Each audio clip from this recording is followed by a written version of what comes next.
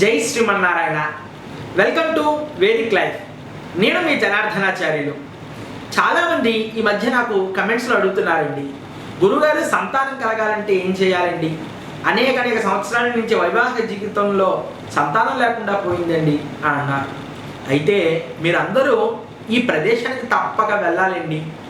ఏమిటో తెలుసా? అది మన సింహాచల క్షేత్రంలోని కప్పస్తంభము అనే ఒక స్తంభం ఉంటుంది.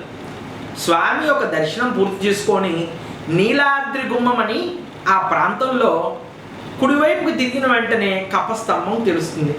నిలువుగా ఎంతో అందంగా శిల్పకళలతో కిందన స్వామివారి కృష్ణలీలలతో ఉన్నటువంటి ఆ యొక్క స్తంభాన్ని కప్పస్తంభము అంటారు.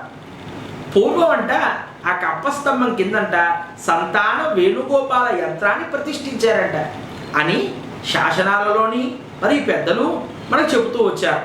అయితే ఈ కప్పస్తంభానికి సంతానం లేని వారు ఎవరైతే ఆ కప్పస్తంభాన్ని ఆలింగనం చేసుకుంటారో వారికి సంతానం కలుగుతుంది అని ఒక నాంది ఉన్నది. కాబట్టి ఎప్పుడైనా సంతానం లేని వారు సింహాచల క్షేత్రానికి వెళ్తే ఈ నీలాద్రి గుమ్మంలోని కప్పస్తంభానికి తప్పకుండా ఆలింగనం చేసుకోండి. ఇలా చేయడం వల్ల సంతానం కలుగుతుందని పూర్వీకుల నుంచి అనాదిగా వస్తున్నటువంటి గొప్ప సత్యం.